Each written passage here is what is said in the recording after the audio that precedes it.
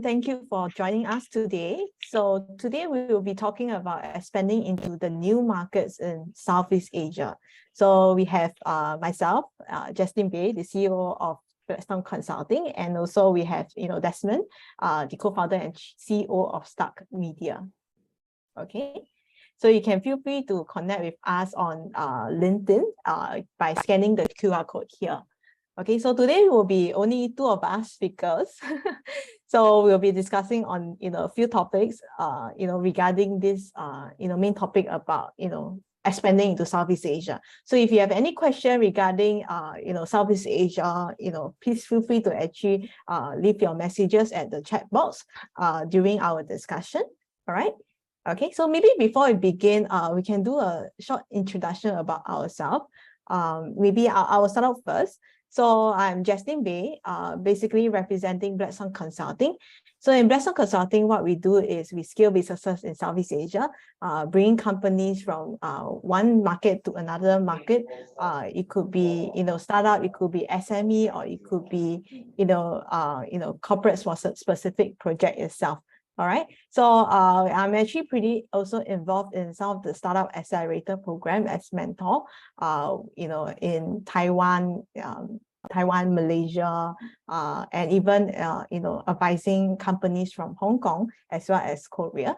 So if you have any question regarding transiting from this market over to like Southeast Asia, also you can feel free to actually ask later. All right, so over to you, Desmond. Yeah, I think Desmond will be doing a special introduction with the new head. No lah. Okay, this is my new image. So I go around with my hat and cap recently. Yeah. So okay. So I see a lot of familiar names and people here. So but anyway, Stark Media predominantly I run this digital creative media agency. So we do a lot of video productions. We manage social media for our clients. Myself as an individual, I've been apart from mentoring some of the startups in KL, which some of you have met me before. I'm also an adjunct lecturer in Singapore in terms of, so I coach service leadership, and I also coach, I give training for content creation and digital marketing as a whole. Yeah, so that's a little about me. But if we talk about how relevant I am to today's topic in terms of scaling into the uncharted grounds, going overseas, right? I have tried to navigate through where's the call? They are Burmese, so that country is called what? Myanmar. Yes. Yeah, Myanmar, and also into Malaysia, and also into Cambodia and Thailand. Yeah. So yeah, so that's a little. Oh yes, Roslam, Myanmar. So sorry. Yeah. So yeah, that's just a little bit about me. So all right, I will stop the share screen right now. Okay, so now perhaps we can go into the discussion. Since I think Desmond, you mentioned about you actually did some expansion into a few markets. Actually, these are the markets that for ourselves in Blackstorm Consulting, even myself, we are not really involved in. I think we can actually do some sharing regarding the different kind of like markets that we are talking about.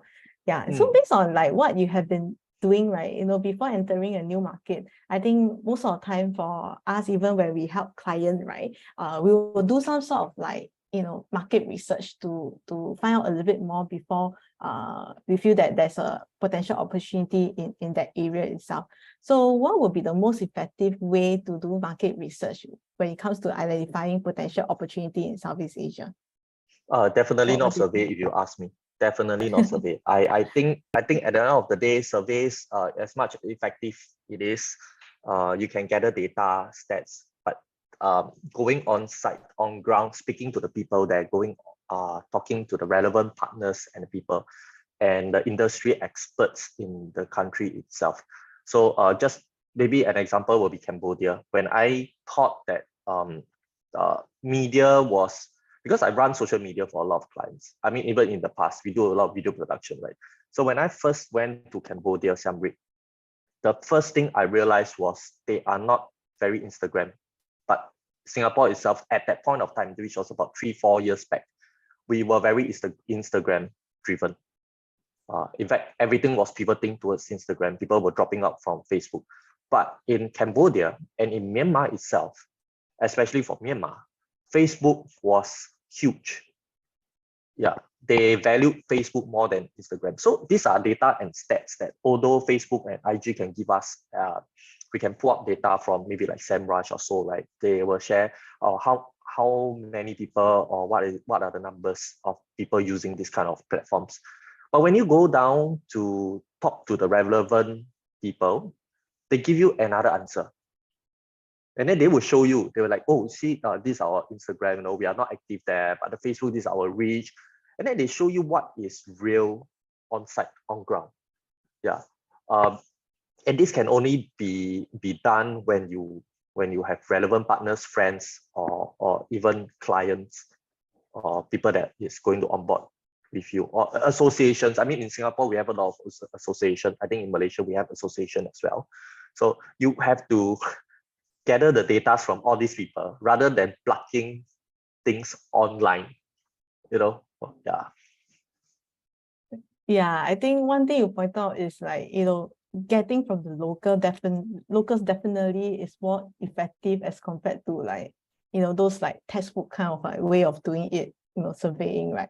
I mean, yeah, I definitely actually also agree to that. So for Blackstorm Consulting, you know, that's also the reason why, you know, whenever we help company to grow, right, in Southeast Asia, we don't do all countries in Southeast Asia, but only those selected ones that we know that we are actually stronger in. So like, for example, you know, the recent entry that we actually did is actually Malaysia. Okay, so for us, instead of like, you know, just skilling company in Malaysia without, you know, having our own presence there, right, we don't find it effective. Okay, so in order to actually make it more effective, we actually sort of like invested like a whole year in Malaysia to actually sort of like understand the market, taking out like smaller project, you know, to sort of also figure out, you know, how the market you know, behavior will be like, at the same time identifying the needs of, you know, the markets there when it comes to like, you know, scaling in other parts of Southeast Asia, or in fact growing within the country itself. So that is also one of the way that we did. And of course, fortunately, we do have quite a few, you know, good and trusted partner in that market itself to help us to also quickly identify what will be the needs and what will be the things that probably we do not want to dabble into, right? Including for our clients, because what we are doing in that way is also to invest in the market, where at the same time we will be able to help our client to go into the market faster, instead of like them going into the market directly and we just do cold call and help the you know, clients to expand. So we don't feel that is the right way. So so that's why investing in the market itself, talking to the right people, seems to be very effective for that. But I think since, you know, that's what you mentioned about social media, right? Because I do run another e-commerce brand, fashion brand, right? So I was like, you know, we always know, both of us, we are in Singapore. Singapore is always a small market, right? If we're to run like e-commerce itself, you know that the market is limited and it can be very competitive. So what I did when I was running, I am running the, you know, the e-commerce business itself. So I actually posted like a social media post, throw ads, target people in places like Indonesia. Although I know that, you know, people may not buy from me from Singapore, ship it over to Indonesia for that kind of item itself. I think what I find it interesting is, right, Indonesian, even though they may not be the right target market, right, they like to like the Facebook post. Yep, so the likes, yeah, they share, they like, as compared to people in, say, Singapore, Malaysia, or neighboring country. So I tested a few Southeast Asian markets. So it seems like it's very interesting, like Indonesia like to click. Yeah. So that is quite an interesting insight I actually gathered, like when it comes to like putting some small money to test it out, you know, to get some insights from the market itself. But definitely it will still have a long way to make sure that it's the right formula to do certain things. So that's my take when it comes to effective market research for a new market. Yeah. So even you talk about the market research, I think the next question will always come down: should we enter the market? Right? I mean, there are a lot of different kind of business model, different products, different services. I think one way that is very important is to find out the GDP of the country itself, because that GDP itself will define whether you are having the right products or services. Like take for example Singapore, our GDP, definitely we are talking about the shipping line, the banking line, and in fact service line is definitely not one of our key and major GDP, right? So if someone were to come in with a service company like myself, they are pitting themselves against all the locals that is being here. So and I think Floyd is asking, like, how about countries like Thailand, Malaysia, politics that is not stable? I think Myanmar itself is also a country that is politically extremely unstable, but you still see company and businesses still dabbling in. I think having understand the industry and the market itself, we also need to identify what is the ups and downs for us to go in. Like take for example, Paddy will always say the currency rate is extremely important. Are we going in, because the investment that you take to enter into Singapore versus Malaysia, there's already a difference. So when you go into Myanmar or even Thailand, there is also another difference over there. So that is yet again an advantage that the currency puts us upon, right? I mean, the same fees, the same type of client that we are holding in Singapore, but the fees that we are paying for the payroll in Myanmar, in Thailand, and even in Malaysia, there's a difference. It differs. So that's puts us as at the advantageous side of things. But then again, market demand. Do we want to expand over there, to enter there, to find clients in that, or are we just using that as a headquarter or as a expansion, while servicing clients from other countries? So I think these are the few things that came to my mind. And I hope I don't even know whether I answered Ploy's question. How to enter. If I may add on, could Ploy, for that, I believe for that, life still goes on, business still need to run. I think definitely because of, the unstable politics, right, actually strengthened quite a few, businesses over there, because, usually throughout the many years, this unstable actually happened for quite a while already. It's not like something that is new. So businesses sort of already come up with processes and a way of dealing with all this instability. So for this country itself, usually when we look at it, depending on what business you are in, definitely, let's say if you are in a business whereby, say recruitment, and you know that, whenever a political party change, there will be a huge change in, say, recruitment, and because of that, it may make it very difficult for you to hire people locally over there. And then I would say that, okay, maybe for that kind of business, you need to be pretty careful on that, because it's actually a calculated risk if you were to actually invest too much to do that, when you know that it is quite unstable in that way. But also because of the instability, there are also a lot of opportunity where, you have service provider helping foreign company who want to hire team member in the unstable market, to make it easier for them. And you can see technology come in place where, recently I actually also spoke to one company who actually help people to set up business in Hong Kong, okay, using technology. Technology in a way that, it's actually still a corp-set services. The only thing that they did is they changed the processes, digitalize the processes to make it easier for people to open the company without flying over there to Hong Kong. So these are the few ways that, actually, the market actually take opportunity in filling up the gaps. So for that, about how to enter, I think definitely you can enter, but my advice is probably you enter, with a partner, who are strong or already understand the market, the local market. That will make it easier for you to actually do so and minimize the risk, with whatever that is happening over there. I mean, that's my take for that question itself. Yeah. Yeah, I second that. I mean, totally agree. Having the right partner, you need a jump start. You need a jump start. Yeah. Yeah.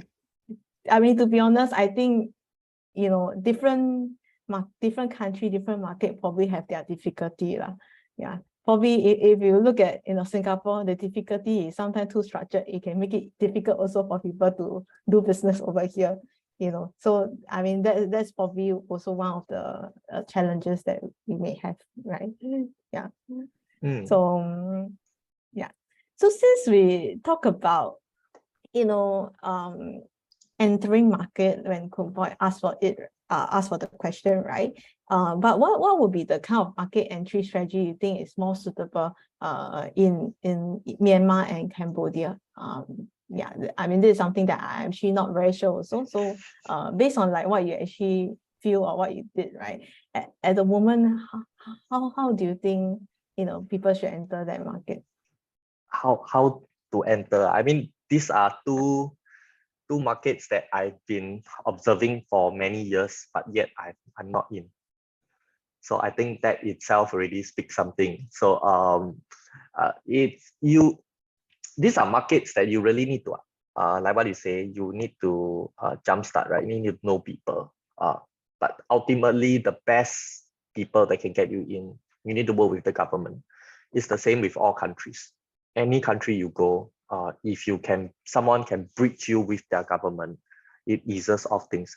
We take Indonesia for an example. Recently I got a friend who she has a technology to build to recycle plants and turn it into sustainable energy or something like that using the soil, or I can't remember, but it's a technology, right? So it's good. It has something to do with plants, but she cannot move that technology in because of the lack of network with the government.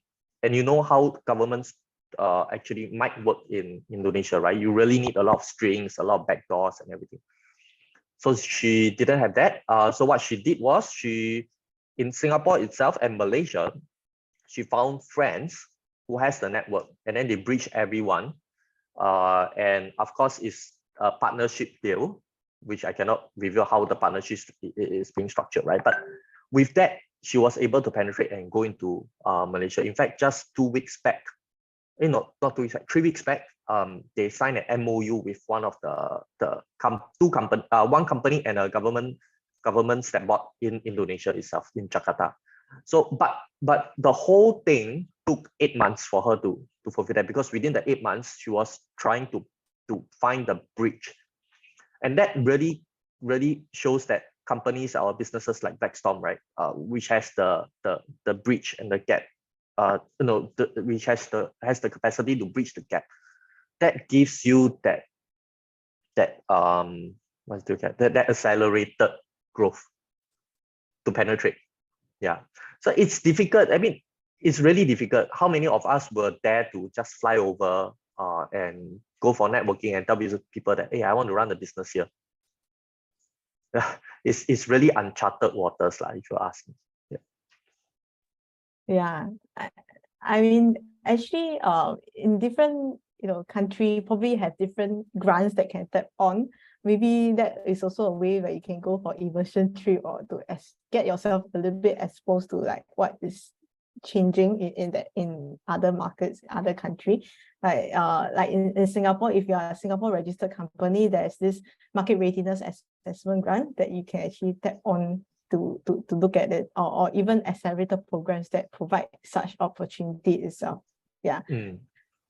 Yeah. So so that might be something that is interesting, for people who would like to actually explore a little bit. Okay, but in terms of market entry strategy wise, what I feel is, in going back to like having partner, I think it's important, but while at the same time, it's also important not to get into a partnership too early. Yeah.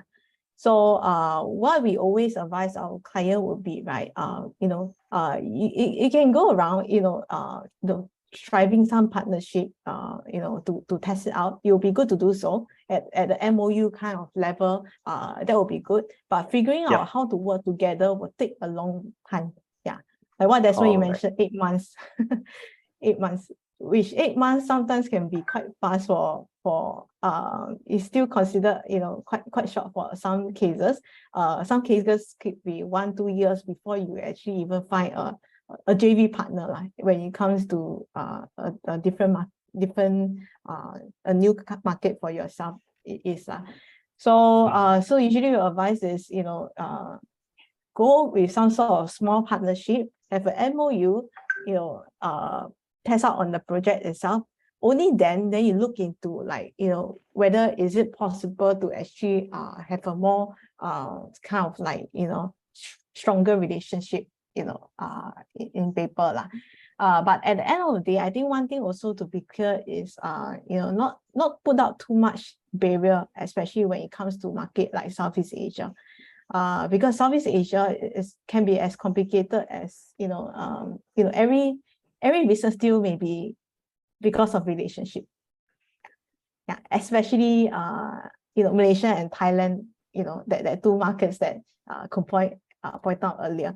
So a lot of deals that we actually see actually started with relationship. We can actually shorten the way of going into that discussion itself. I'm not talking about bribing or whatsoever. We're talking about sometimes opening door, talking to the right people is very important to shorten the way you actually enter the market. Yeah. So Malaysia and Thailand, from what we actually observe, having relationship is very important. Yeah. If you do not have, also just be more generous in making sure that the right person who can help you to do so, able to help you. You need to compensate. Don't expect it to be free somehow. Yeah. Yep. But yourself, how does Blackstorm bridge the gap? I think you all can bridge gaps between Singapore, Thailand, Singapore, Taiwan, Malaysia, Taiwan. Yeah. But what are the few things that you all actually do to help this business and companies? For Blackstorm, okay, there are a few levels that we do. So we work with also community, okay, like accelerator program, say for example, there's one in Taiwan that is happening right now. So what they do is they usually in the program, they really have some objectives to achieve. So for the case that is happening tomorrow, is we have 30 companies that are selected to explore the market in Malaysia and Singapore. Okay, so they already selected this field. So what we do is we do initial business matching according to what the program is needed, but while at the same time understand what is the business is about, introduce to some of the partners that we have in Malaysia and Singapore. That is the very initial touch point. But what the whole idea is, right, is at the end of the day, people in Singapore and Malaysia are able to actually get access, the initial access to right solution provider. Because sometimes whatever that we are strong in, right, it's not something that markets like Taiwan is strong in, but it also can be the other way. Because Taiwan, they are very strong in hardware technology, but in sometimes in our market, we may not have the strong element in that. So what we did is local partners will get access to this group of portfolio of companies that we have, get an initial match, but if everything goes well, and then they will officially link up and then go for further discussion. That's one angle, okay? But for our end, we do also serve individual companies or funded startup, where they have a set of objectives. Their objective could be, I need to have market share in Southeast Asia by the end of this year. So how can you help me? So this is why we will actually assess what is the kind of business, talk to few partners before we even sign them up as official clients. So as provide consultancy services. But what we do is we are pretty hands-on. So we will go with them with few trips to the market itself, especially on markets where need a lot of relationship. So we'll be there and making sure that the partnership between the partners that we introduce with them can be successful. So we will make sure that this part is okay. And then for certain clients, we are very involved operationally also. Yeah. So this is also make sure that they are able to have a fundamental setup before they start hiring a huge team. Yeah. So that's the key role that Blackstorm play in this market to help them to grow in Southeast Asia. Yeah. So, but I think when we go or move into the Southeast Asia or uncharted waters or other countries, right? Based on all your experiences with scaling and moving businesses overseas, what is the amount that we are looking at to prepare? Yeah, we cannot be going in with $0, right? Or we cannot be going in with just like 3,000 Singapore dollars, or just to buy the air ticket, fly over there, and after that, that's it.com, right? Yeah. So what are the things that you feel or Blackstorm feels that our audiences that is viewing this online or with us today needs to know? Yeah, I think minimally, we always use this 100-day as a benchmark, right? Within 100 days, you need to get an answer to what you plan for. Yeah. So that's why our package is always going to using this 100-day as a guideline. So, minimally, you need to be able to actually sustain this 100 days of like market research, because sometimes, this 100 days itself may actually tell you the answer, give you the answer whereby maybe this market is not good for you. You may want to wait for it a little bit more time before you actually enter the market. So I would say that minimally you need to prepare to actually invest your time as well as enough fund to fly around, make business trip for 100 days. Yeah. But let's say if your business, your product itself do not require to do a lot of flying, I think that's fine. If people are able to accept online, but actually most of the time we will actually advise them to minimally fly and have a face-to-face 1 or 2 times before you make any further decision. So time, resources, need to have 100 days. Okay. The flying, all the business trip, all this expected to actually have some fun, entertainment fun, like for meals, all this, because when you enter a new market, although you're entering into as a guest itself, I think minimally, if you want to buy a time of a person to sit down to listen to what you are actually trying to sell, minimally you need to pay for that meal itself. So budget that in. And okay, so after the 100 days, if you feel that this is the right market, okay, resources is very important, like the manpower, because a lot of time from what we actually also experience is, right, sometimes client, do not want to actually invest too much effort of their own, too much manpower on their end, because they think that they hire us as a consultant, we should be the one doing for them. But that a lot of times, right, this actually will affect the confidence level of the local partners who want to actually partner with you to bring your product over. So that's where I think minimally you need to have enough people to sort of bridge it for the next 6 months minimally before you set out the new local team. So I would say you have to prepare for all this, the manpower as well as some budget to do this expansion. If not, you may not be ready to do so. So which also means that it could be a sunken cost, because the moment you go over there and then you realize that the market doesn't fit your product. Right. But of course, definitely the pre-research is already done. So maybe the pre-research, you look at the GDP, look at the company, the country, the landscape, the culture, and everything. So all this can be done online. But you thought that it's good to go, but the moment you land, you have the 100 days to really see all your pre-research, whether it's true or not on ground. Because we have more than just a country, we have cities, we have states. Like for example, if you talk about Thailand is more than just Bangkok. Although everyone always say Bangkok, but it's more than just Bangkok, right? Yeah. So it could be a sunken cost lah. yeah, I would say whatever you do online or whatsoever, usually it won't represent what is the real situation. Minimally, you have to talk to people on the ground, a few people before you can actually make certain judgment. So probably that is very initial for you. The real deals will actually happen over there. Mm. Mm. Yep. Yeah. All right. So and anyway, feel free to ask any question if anyone have further question on that. Yeah.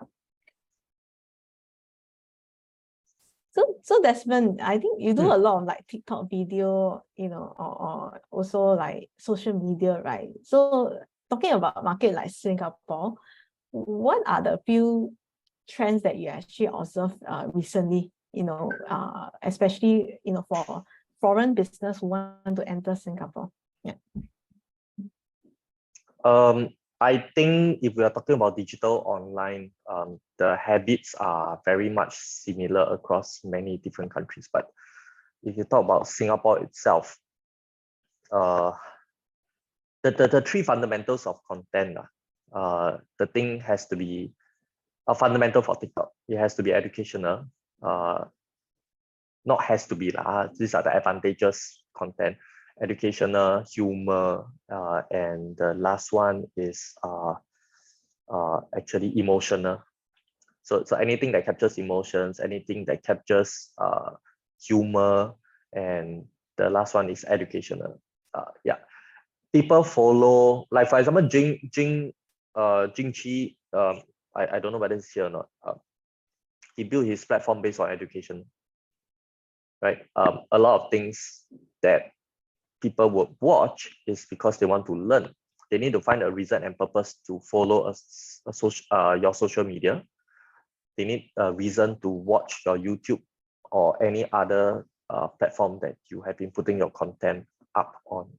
So this is the fundamental across everywhere, whichever country that you go to. It doesn't vary too much. Yeah. Yeah. I'm keeping it short because I can, it's not just for Singapore. I think today we are really talking about all the different countries in ASEAN, right? Yeah. I think Thailand is a very good example of wonderful advertisements on their TV. Yeah, it's very humorous, very emotional, but then at the end of the ads, it always turns out to be another product that you least expect. Like if you see someone washing the hair, then it's very funny, humorous and everything. But the end up at the end of the advertisement or end of the video, the product that they are selling is not the hair shampoo, but rather an insurance, or they are pushing for food related products. So that twist to it, I think Thailand has done it extremely well all the way until now. Still one of my favorite. Yeah. Oh, Ploy actually runs a startup in Bangkok. Fundraising, I'm going to Singapore, Malaysia to meet investors. Oh, pet food. Ploy does pet food. I think there is market for pet food in Singapore, currently quite dominated by a few, but there is definitely a market. If we look at market research, we should look at the financial spendings of the people in that country, because raising pets in Singapore is quite pretty high cost, and people who have pets spend a lot of money. And to be honest, our pets in Singapore eat better than what we eat. They live better than how we live. Yeah. So yeah. With that, Jeslin, do you want to address to Ploy's question on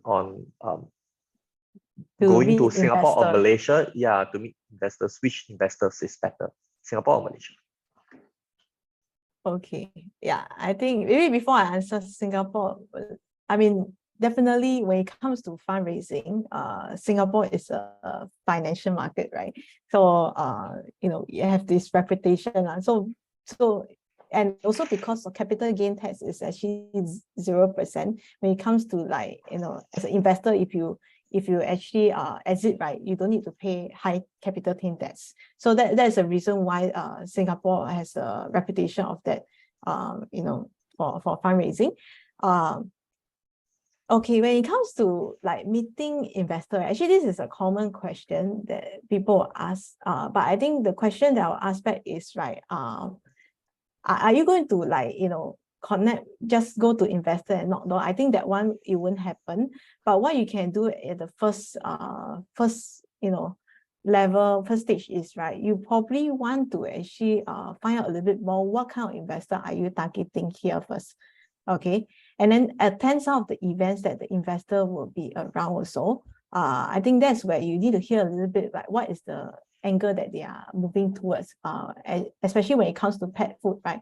Is this pet food, ESG related, green related, or what is the angle that you're looking at?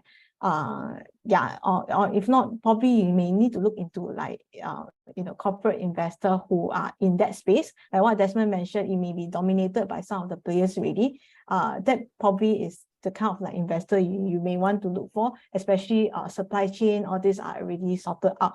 So it's either you actually you can do it yourself, that's one, or you can always sign up for an account in there are a lot of products, or even like E27, they do have this whole portal, right? A list of investors are actually sort of like registered over there. You can reach out to them one by one, but that is pretty much of co-reaching out. The third way would be like hire a financial fundraising agent. Okay, an agent who specifically do fundraising for others. But usually for this kind of agent, one way they charge is they get some small fee from you to do it. A common way would be they will actually earn by success fee. But the thing is like they will be very selective when it comes to the second way also. Okay, so so I think minimally these are the few ways that you can look for to actually enter the market. So where is it better? I think to answer the question, Singapore have a lot of investor, okay? But the kind of investor, the kind of like project they look for may be different. So you need to understand what would be the kind of investor you want to look for, and then which one will you fit into. That's one.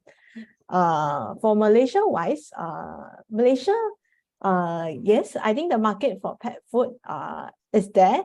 On that, but depending on how you market it, because Malaysia is actually a Muslim country. So I think you also have to be careful. Let's say if you are talking about food for dogs or whatsoever, the packaging or this, have to be careful on that. In terms of the price wise, spending power definitely in Singapore is higher.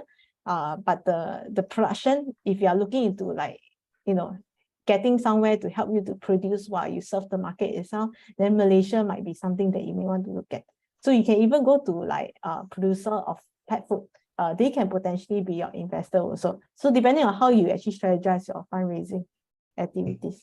Yeah. Actually, I just want to add on, before you go into looking for investors physically down at any countries, right? My suggestion is to have a little bit of presence, like especially when it's online, right?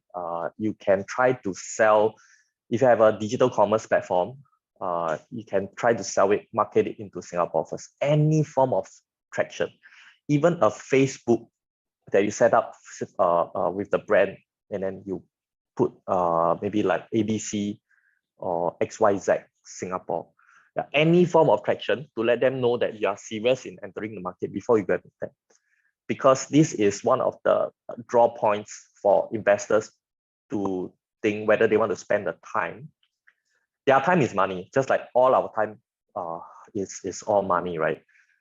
So whether or not they want to continue any conversations with you, whether through Zoom or physical, or they fly over, you fly over, it really boils down to how serious you portray yourself to be. Even you flying over, it could be a holiday trip and then you disguise as a business trip. They do not know. They want to see what you are planning, whether you have already started doing it. Then they will be interested to talk more and to discuss further with you. Yeah. So yeah, I think Roslan, Paddy, we skip your question for a while. Okay, I think Roslan has a sorry, Paddy. So Roslan has a question. Malaysia startup, what Malaysian startups are missing? To be honest, I don't think Malaysian startups are missing anything. I will explain to you why. All these platforms that you've seen, Bloomberg, Falcon Post, what E27 whatsoever, they like to blow news. Okay, they are overly blown. Some of them, a 1 million investment by a VC is not 1 million. Most of them, or a lot of them, are like maybe 500, maybe just 100K in cash value, and then the other 900, partnership, guarantee you this, guarantee you that, or we'll throw in our accountant, which is worth this amount of money, so on and so forth. Yeah. And it is a market play for businesses to continue to raise funds. Yeah. So I think this is the only part that Malaysia startups are not doing it as frequently as the companies that you hear from in Singapore, in Thailand, where the VCs are very aggressive. They invested in them, so they want to blow up the news, because the VCs work as such. I buy at $10, right? Then regardless of your revenue, we blow up the news, we put up some numbers. I don't even want to say fake numbers. Okay, we put up some numbers on the news and everything. Oh, okay. Then after 2 years later, we put up another article saying that, oh, we have grown from here to here, and but they bought at $10. 2 years later, the value increased by 4-fold, and they go for Series B, or even re-raise, and they exit. That's their strategy. That's the only reason why they want to be up on the news. Yeah. So in fact, for Malaysia startups, a lot of them, from my understanding and what I see here, look, right, it's all very grounded. You build on revenue. You don't build that. They don't play that fundraising game as much as the other countries does. And in fact, to me, it's it makes more sense. Like, for example, my current company, we are not a fundraising company. The moment the moment my shareholders come in, investors come in, whatsoever, we are a revenue-driven company. We want to grow, we want to bootstrap, we want to scale up. We don't want a case where investors come in, then we don't have that valuation, right? So that's why we don't need articles. We don't need to be up on news. Yeah, so I think this is the only difference between, from what I see and observe, between the Malaysia startups as compared to countries like I mentioned, Singapore, Thailand, and even US. Yeah, probably startup in Malaysia is also called as SME more, I wouldn't say traditional business, but in a way getting traditional way of like growing their business itself. Yeah, I believe there are actually a lot of talents in Malaysia, but maybe when it comes to running their business at some point of time, it's just that they are not branded as a Malaysia company. Probably they are Malaysian, stay in like US, UK, or even like Singapore, stuff like that. I think Grab incident is also one thing that was like branded to be like a Singapore company, but actually they are from Malaysia. So I'm pretty much sure that there are actually a lot of talent in Malaysia. But the way of like branding it for the purpose of fundraising or what, it seems to be different. Yeah. Yeah. I think so. You see, if you talk about branding, right? So if the branding of the company is a Singapore startup company, yes, okay, it may be like, oh, Singapore is a hub of Asia, one of the hub of ASEAN, right? Asia, in fact, Asia lah, huh? Okay. And if you talk about Thailand, you talk about Indonesia, then when you brand it over there, people will believe that the growth opportunity is bigger. That there is growth opportunity. Yeah. So these are the two reasons why, probably two of the many reasons why articles are more catered towards these countries, and people want to brand with these countries to draw the investors. Yeah. What I observe is also CVC, like corporate VC or corporate accelerator, seems to be a lot nowadays recently in Malaysia. That's what I actually observed. I'm not sure if I can say as compared to Singapore, there are a lot of like corporates, are looking into like all this like program way of like looking for solution, looking for partners, or a venture builder way of like, building the startup ecosystem. So perhaps, the fund probably come from there, or even, at the end of the day, the buyer may be coming from that end. Yeah. Yeah, hope that answered your question, Ruslan. You want to answer Paddy's question? Southeast Asia is generally complicated. Okay lah, not too complicated. The language only these few language. Yeah, usually the complicated one will be the culture, the culture. So okay, let's talk about Thailand and Malaysia, because recently we deal a lot with Thailand and Malaysia. So we are actually dealing with quite a lot of like retail solution. So one thing we actually found out, is when it comes to retail solution, right? In Malaysia, when we talk to some of the potential buyers, okay, corporates one, they will tend to actually ask about case study.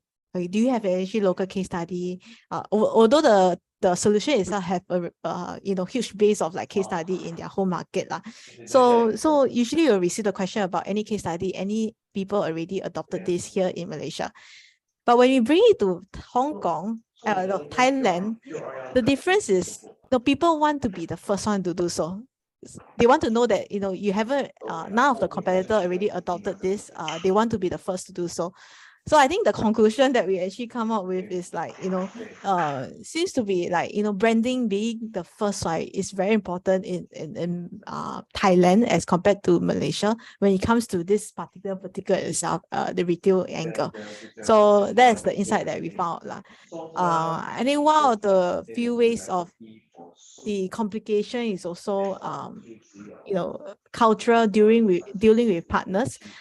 Some of our clients, we also have some we need some time to actually needed some time to actually guide some of the clients. When it comes to dealing with partners, right, local partners, right, you have to be very careful on the cultural aspect, and then don't cause any misunderstanding when it comes to them dealing with their client itself.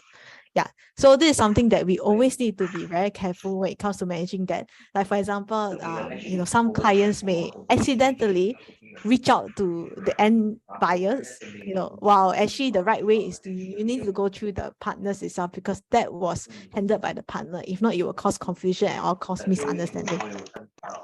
Yeah, that's my take for that question itself. Yeah. So I think to further add on, apart from culture, I think language is part of culture lah. So language is very important.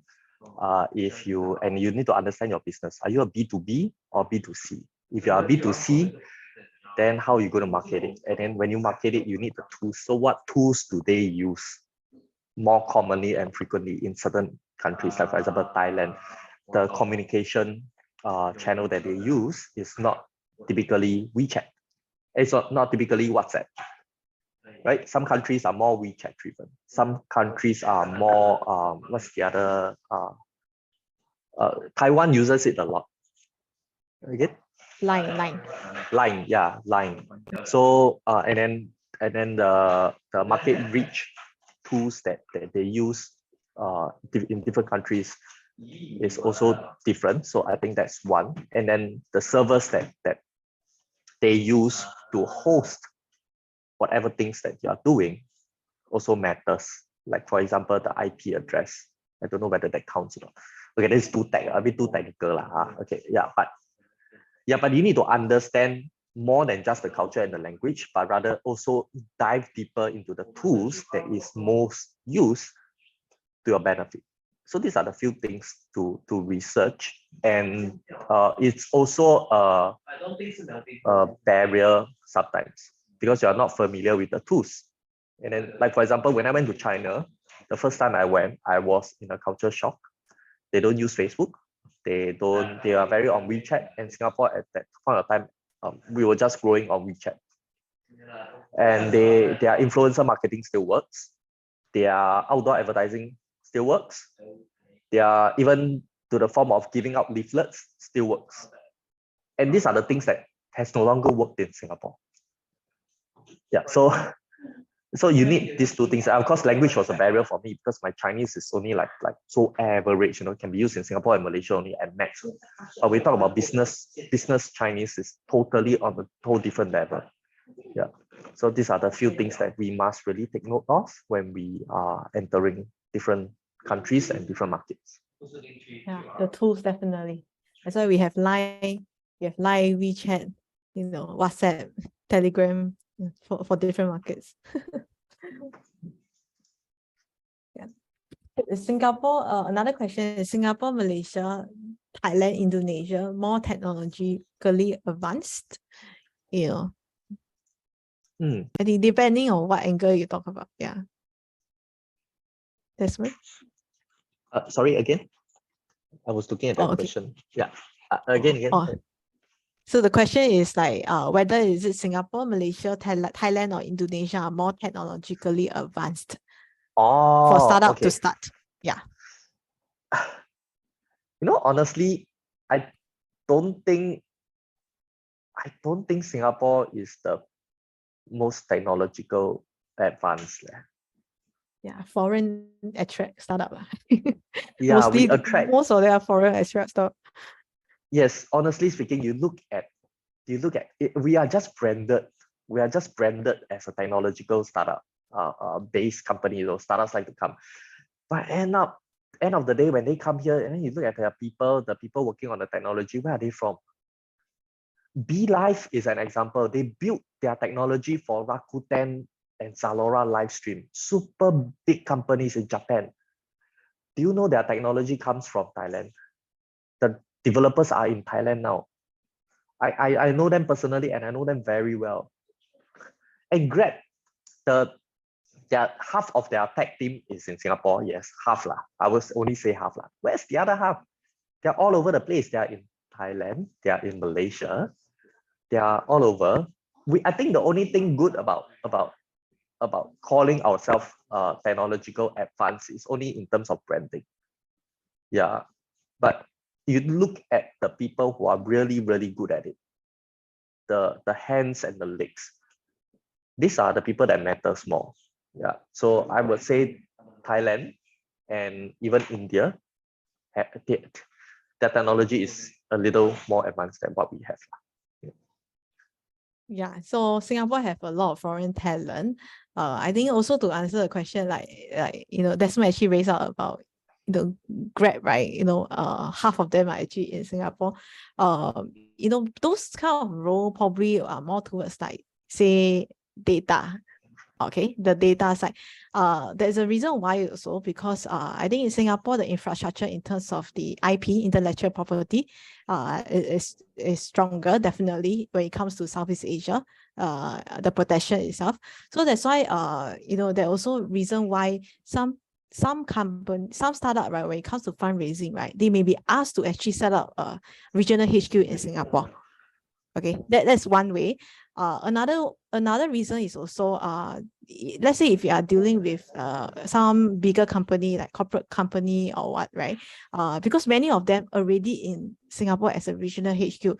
So that's also where some of the decisions are being made here. So technically, your clients are here, but the implementation may be somewhere else because Singapore is definitely small when it comes to market. So that is also the reason why some investors will prefer their startup that they invested in to be here in Singapore, and also the testing, like what we mentioned. So so one thing definitely, stability in terms of political wise is stronger here in Singapore.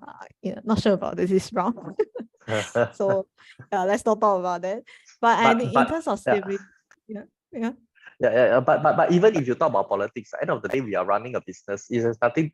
We don't really need to worry about so much about the politics. If your company, your business, your services can churn the revenue, the only thing we need to worry about is the tax that particular country really comes in and take the money off us. Like even our government take tax all of us, Singapore companies. Yeah, so I don't think there's a huge worry in terms of political stability.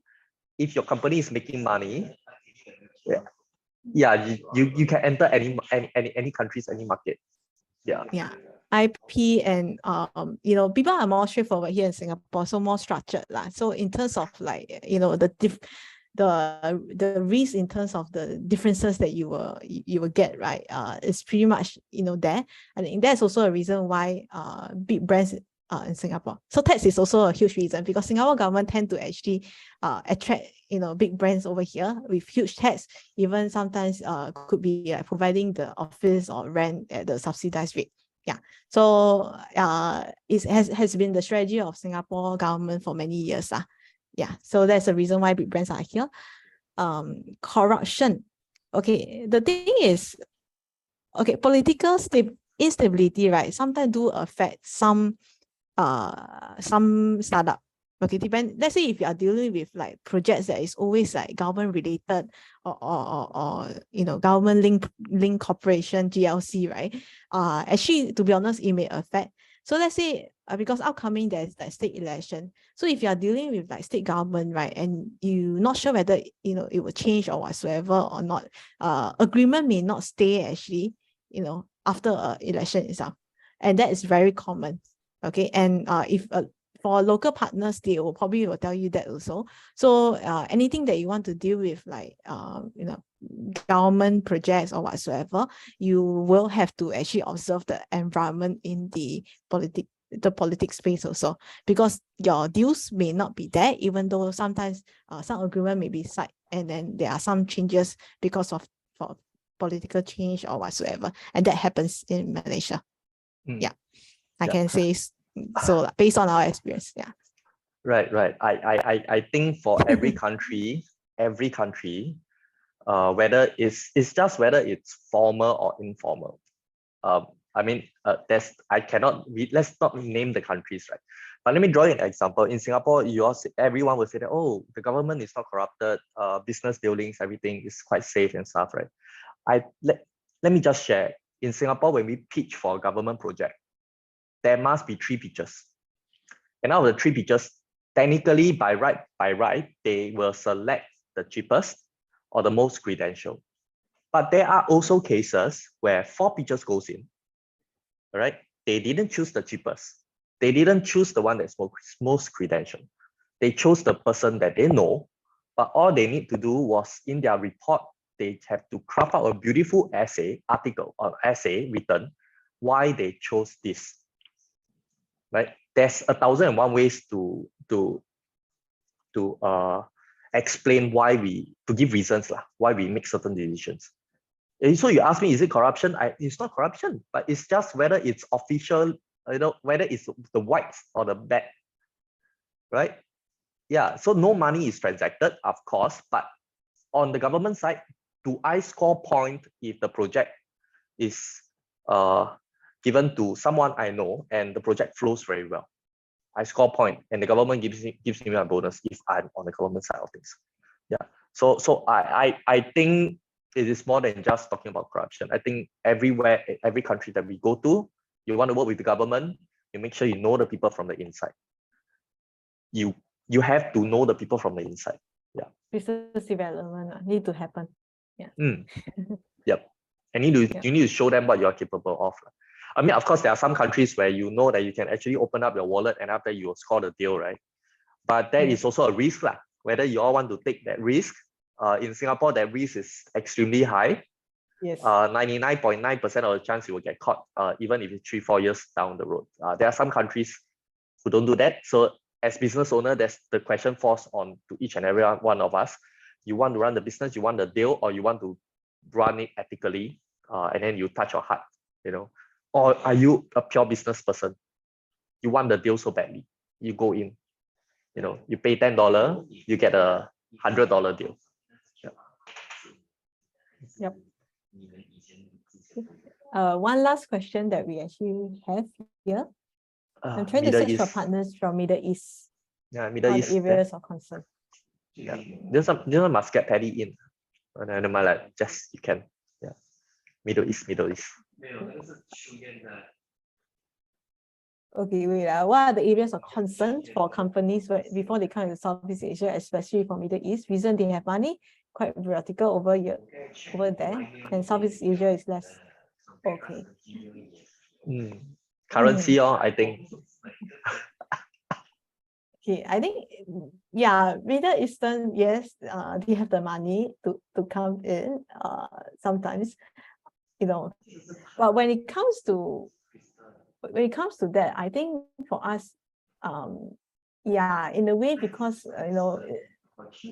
Southeast Asia is still quite complicated. If you look at, you can't see it as a whole market lah. You have to see it as individual market. You probably need to address one by one, differently. I think one of the key reasons, even though they may have the money, they may not want to spend the money sometimes.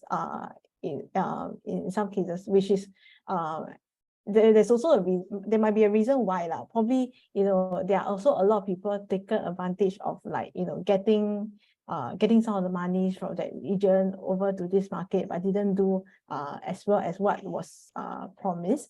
So I think that is the part that we have to be, we need to know that it actually happened lah. So I think when it comes to that, I will feel that the KPI set have to be pretty clear for that case itself. For Middle Eastern company, if they were to look into this market, right, probably also be clear in terms of, like, what do you want to actually achieve, even though you're probably able to spend money on it lah. Because if that is not clear enough, right, I think you may spend a lot of time, a lot of money going around trying to figure out how to actually enter this market. But from what we heard from, like, friends, or including, like, Roxanne, right, Middle Eastern are actually looking into Southeast Asia a lot, especially where they are always doing well in the US market itself. So but there are many people are looking into Southeast Asia, like, say Taiwan also. We are actually working very closely with the Taiwanese side, especially Southeast Asia seems to be popular recently for certain growth lah. Yeah. So area of concern, I would say, definitely be clear about what objective you want to achieve here. Time difference is not a lot, but there's still some time difference and cultural differences that can happen. So these are a few things that you probably have to address before you actually enter Southeast Asian market. Yeah. Yep. Yeah. I think how to move the market. Yeah. Yeah, that's so localizing the products, everything, right? So I think that's one. I think the very important part that I think today we totally miss out is moving the money from one country to another country. Sensitive countries like China, we cannot move it out. So if you run a business in China, you cannot move the money out that easily, right? There are ways lah. I mean, but honestly, I have not even think about it. Yeah. So have to be very clear. What do you want to achieve for? Because the product itself wise, the localization will take some effort. Yeah. And you must remember, the money can go out of your country easily, but difficult to go back in. Usually it's the case. Correct me if I'm wrong. Like, just depending on where also. Yeah, all this is something that you can't control. It's an external factor. Right. Okay lah, Singapore to Malaysia easy lah. Just go through the custom. Yeah. So depending on where, it will always happen in a way. Yeah. Where is the source of money? When you open bank account, definitely will have all this, like, incident. But I think culture will be a huge difference when it comes to Middle East as well as Southeast Asia. Yeah. Okay. So are we inviting, getting people to turn on their cameras? No. Yeah. Usually they are shy. So okay, anyway, it's 3:10 now. I think probably we can end the session if there's no more other question. Okay, so feel free to actually connect with us if you want to ask further question. You can connect with us on LinkedIn by scanning the QR code here. Yeah. Thank you very much, Desmond, today for the session. So very nice to have the discussion with you today. Yes, thank you. Thanks for having me, and thank you all the audiences for staying. Yeah. Usually it's the case where I start talking, everyone leaves. Yeah. It's totally different. So okay. Thank you. Thank you.